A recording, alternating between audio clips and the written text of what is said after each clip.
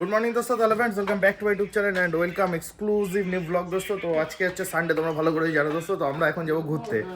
আমি দোলনদার ও গাইজ এখানে বসে বসে শুয়ে থাকুক, শুধু ওর কাছে শুয়ে থাকবো, যাবে না কোথাও কি। আমি দোলনদা গোপাল আরও একটা ছেলে ঘুরতে যাবে গাইজ। কে যাবে তোমরা আগে কিন্তু ওকে ব্লগে দেখেছিলে এখানে।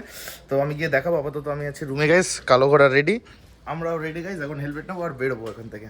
ঘুরতে ঘুরতে গাইজ চলে এসেছি কিন্তু দুধিয়ায়, মিরিকে যাওয়ার পথে কিন্তু পরে তোমরা আগে ব্লগে দেখেছিলে যে মিরিকে যাওয়ার পথে দুধিয়া পড়ে, সেইখানেই আছি আপাতত। ফুল এনজয় দোস্ত, ফুল একদম জাস্ট ওয়েদার হচ্ছে ওয়েদার আমি তোমাদের ভালো করে দেখাচ্ছি। আমি জাস্ট এখানে মজা নিচ্ছি।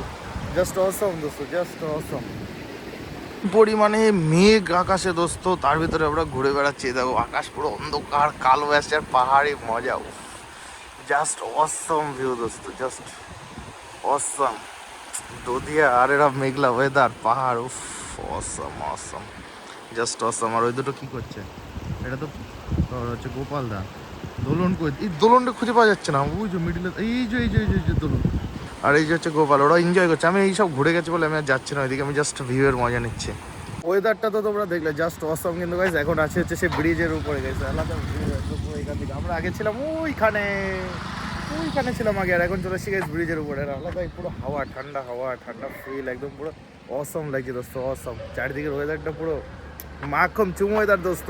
দুধিয়াতেই কিন্তু আমরা এখানে টাইম কাটাচ্ছি, টাইম পাস করছি এবং এনজয় করছি, ফিল করছি। আস্তে আস্তে রুমের দিক যাবো, দেখা যাক কি হয়। আর কালো ঘোড়া তো জাস্ট এই যা ফিল নিচ্ছে শুভঙ্কর, এই যা ফিল নিচ্ছে তো কল্পনা করতে পারবে না।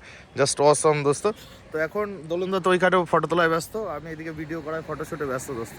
ফাইনালি গাইস, ফাইনালি রুমে চলে এসছি। এখন এখানে ফ্রেশ ট্রেশ হবো, খাওয়া দাওয়া করতে হবে গাইস দুপুরের।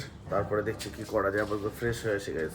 ঘটনা হচ্ছে আমরা তো ঘুরে ফিরে বিন্দাসভাবে চলে আসি। এখন খাওয়া দাওয়ার বিষয় গাইস, খাওয়া দাওয়া বলতে দেখা যায় কি রান্না হয়েছে। খাবার তো নিয়েই গেছে, আমি তো বুঝতে পারছি না অ্যাকচুয়ালি কি রান্না করেছে। খাবার তো গাইস স্পেশাল মনে হচ্ছে ভীষণই। চন্দ্র করে দেখা যাচ্ছে না, দাঁড়াও।